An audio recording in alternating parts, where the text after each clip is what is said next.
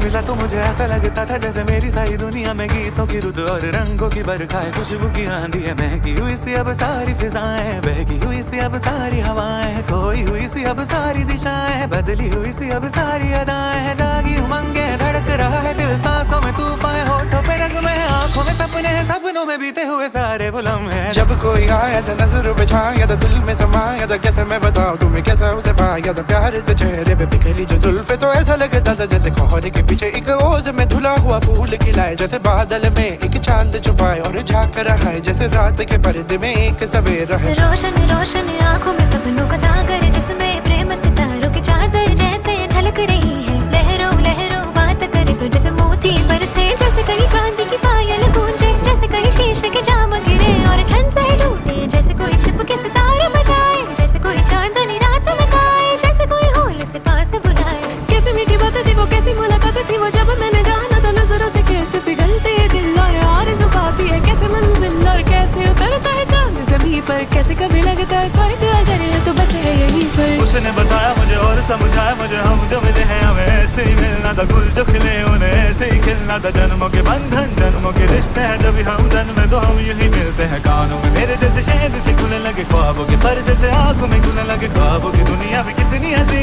और कैसी रंगी थी, ख्वाबों की दुनिया जो कहने की थी पर कहीं भी नहीं थी। ख्वाब जो टूटे मेरे, आँख जो खुली मेरी, होश जो आया मुझे, मैंने देखा मैंने जाना वो जो